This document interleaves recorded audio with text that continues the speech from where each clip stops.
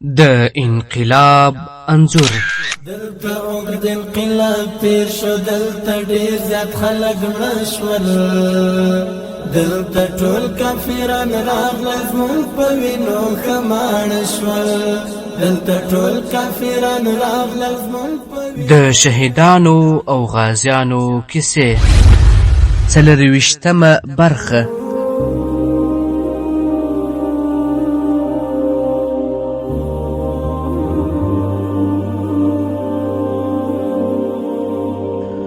الحمد لله وكفى والصلاة والسلام على رسوله خير الورى اما بعد.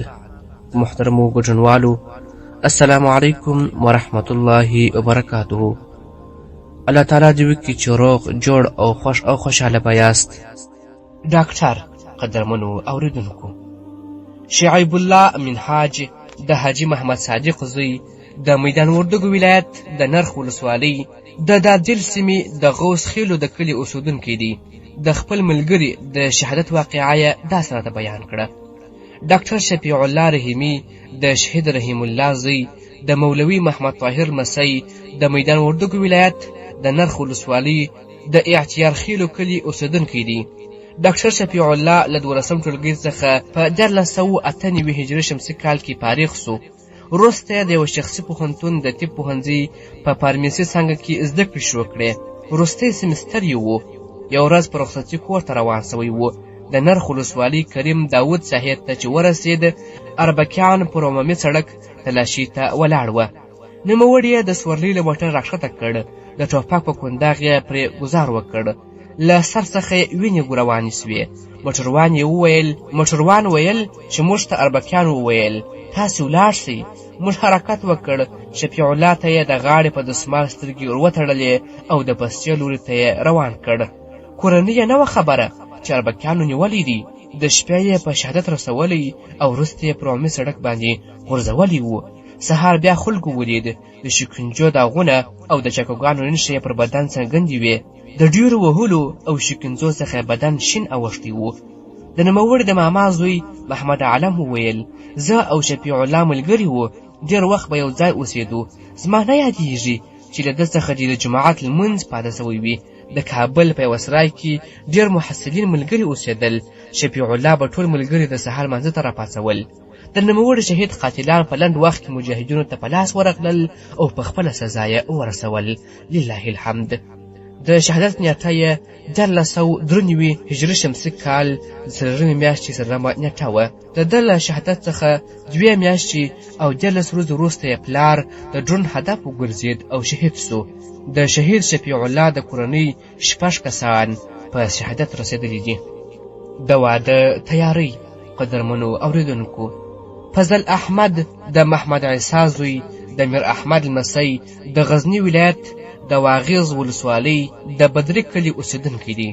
فضل احمد د اشغالګرو د شپني چاپې او وحشت کیسه داسې راته وکړه. زه له اکاګانو سره په ګډ کور کې اوسېدم. بابا مې هم ژوندی و. زه به مکتب ته تلم. یوه ورځ مې خپلو ټولګیوالو ته وویل چې یو څه وخت وروسته زما د اکا واده دی. تاسو به هم راځئ.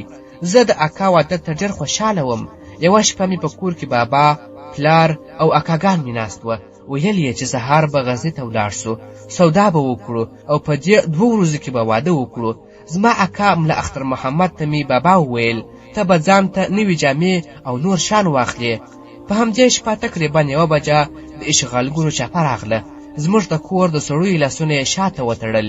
له کوټو څخه یې راوایستل. په دې وخت کې مې د ډزو غږ واورېد. پوه نه سوم. وروسته یې بل کور ته بوتلم. بل کور ته چې بیولو، زه او د کور ښځې راسره وې. د کور سړي مو نه ښکارېدل. وروسته کراري سوه او اشغالګر ولاړل. چاپه خلاصه سوه. انا مې زه له لاسه ونیولم او راته ویې ویل راځه چې خپل کور ته ولاړ سو. خپل کور ته راغلو. ګورو چې د کلا دروازه ماته ده او په کور کې ګډوډي ده. زه له خپلې انا سره په کوټو ګرځېدلم. انا مې کوټې ته ننوتله. ویې ویل دا اوبه دي هم تی کړي دي؟ ما ورته وویل اوبه نه دي، وینه ده. هغې چې لاس کښته کړ وینه وه. پام وشو بابا مې پروت و. په شهادت یې رسولی و. زما اکاګان یې ټول یو ځای شهیدان کړي وه. ډېره د وحشت شپه وه. کلیوال ټول ویرېدلي وه. د شپې مو دومره ځواک پیدا نه کړ چې شهیدان سره سم کړي.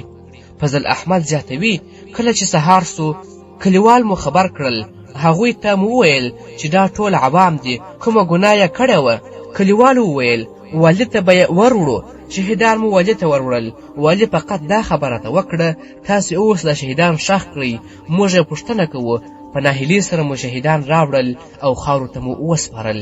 بابا جان، پلار جان او 2 اکاګان مو په یوه ورځ خاورو ته وسپارل. موږ بې سرپرسته پاتې سولو. خو انا مې ډېره غیرتي ښځه وه. بل اکا مې په ایران کې و. هغه چې خپل وطن ته راغلی په بازار کې خبر سوی و او له هغه ځایه حجرې ته تللی و. یو کلیوال ماشوم لیدلی و. هغه راغلی. زما انا ته وویل زوی دې په حجره کې پروت دی. انا مې وویل کوم یو؟ هغه خو په ایران کې و. موږ ورغلو، اکا مو پیدا کړ او له ځان سره مو کور ته راووست. هغه ته تکلیف پیدا سو. اوس مریض دی. زه هم له درسو څخه پاتې سوم. د سنګر اتل. قدرمنو اوریدونکو، محمد هاشم بختیار د غزنی ولایت د اندړو ولسوالۍ اوسیدونکی دی. نوموړی د شهید عبدالناصر اخندزاده جهادي کارنامه او د شهادت واقعه داسې راسره شریکه کړله. عبدالناصر د مولوي عبدالعزیز زوی د غزنی ولایت د دهیک ولسوالۍ د بالاکلي اوسیدونکی و. عبدالناصر اخندزاده هغه څوک و چې په خپل 19 کلن جهادي ژوند کې له ډېرو لوړو ژورو تېر سوی و. 2003 میلادي کال و چې اشغالګرو په مقابل کې جهادي جذبې مجبور کړ. نور یې خپل کتاب بند کړ او د درس له حجرې سره یې مخه وکړه. دغه اتل جهادي سنګر تل ګرم ساتلی و. 2009 کال و. د امریکایانو سره له جګړې وروسته یې د سنګر د ستړیا د رفع کولو لپاره په یوه جومات کې دمه کوله. د نوموړي له قوله چې ویل یې د جومات پر تاوخانه ناست وم، فکر مې کاوه چې که اوس امریکایان راسي څنګه به ورسره جنګېږم. په دې وخت کې مې جومات ته په نږدې ساحه کې خړ بوټان تر سترګو سول. خپل کلاشینکوف مې راواخیست، مرمۍ مې ورتېره کړه. په دې وخت کې دوی هم رامخته سول. جنګ مې ورسره شروع کړ تر دې چې غازي سوم. نوموړي په دې انفرادي او مخامخ جګړه کې 15 امریکایان جهنم ته لېږلي وه. 2006 میلادي کال و. اخندزاده صاحب د اندړو ولسوالۍ د ابراهیمزو سیمې په ملا کلي کې په یوه کور کې د همسایه‌توب ژوند کاوه. دی له خپلې کورنۍ سره د 2 خونو ترمنځ په یوه دهلیز کې په داسې حالت کې پروت و چې ناروغ او په لاس کې سورم بند و. اشغالګرو په همهغه وخت کې پرې چاپه ووهله او په داسې حال کې شهید کړ چې دواړو مېرمنو او اولادونه یې ورته کتل، خو هېڅ یې له وسه پوره نه وه. پر دې سهار چې موږ د دوی کور ته ورغلو نو د جهاد د سنګر هغه اتل چې له نیمایي زیات عمر یې په جهاد کې تېر کړی و او یو عمر ستړیا یې تر شا پرې ایښه وه په خپلو وینو کې لات پات پروت و. ناڅاپي مې له خولې ووتل. یار مې ټوک ټوک خاورو کې پروت دی. له خپلو روغو اندامو کرکه راځي نه. قدرمنو اوریدونکو، دا و د انقلاب انځور خپرونه چې ما سراج تاسو ته وړاندې کړل. تر یوې بلې جذابې خپرونې ستاسو و حضور ته حاضرېږو. پر پاک سپېڅلي لایزال رب مسپارم. شاد، آباد او بریالي اوسئ. السلام علیکم ورحمة الله وبرکاته. انقلاب انقلاب انقلاب انقلاب زرا زرا پزان باندې حساب غوړي دا خاورا راوځي پښتنو نور انقلاب غوړي دا خاورا راوځي پښتنو نور انقلاب غوړي دا خاورا راوځي پښتنو نور انقلاب غوړي دا خاورا زرا زرا پزان باندې حساب غوړي دا خاورا راوځي پښتنو نور انقلاب غوړي دا خاورا راوځي پښتنو نور انقلاب غوړي دا خاورا راوځي پښتنو نور انقلاب غوړي دا خاورا تر صوبم سر تور در پتر خاور پسروي تر صوبم تور سر دا کورونو نا بهروي تر صوبم بچي پرات د جبر په مجمروي تر صوب یاتیمان زما د کام داس نهروي تر کوما باس وزیگو داسې اور کې د جنگونو تر صوبه من غواړو لویه خدایه په سوالونو تر صوبه مو ظلمي داسې ورکېږي او قتلېږي تر صوبه مو تیارې داسې په زړونو کې زیاتېږي بلها بلها سوالونه دي جواب غواړي دا خاوره بلها بلها سوالونه دي جواب غواړي دا خاوره راوځئ پښتنو نور انقلاب غواړي دا خاوره راوځئ پښتنو نور انقلاب غواړي دا خاوره راوځئ پښتنو نور انقلاب غواړي دا خاوره زرا زرا په ځان باندې حساب غواړي دا خاوره راوځئ پښتنو نور انقلاب غواړي دا خاوره راوځئ پښتنو نور انقلاب غواړي دا خاوره راوځئ پښتنو نور انقلاب غواړي دا خاوره دردېږو او قتلېږو بې ګناه دلته سوځېږو چې څوک مو قتلوي زړونو کې خاص راپوهېږو که خولې مو خلاصولې نو په جاره وژل کېږو که خولې مو داسې بنوې نو پوهېږو چې ورکېږو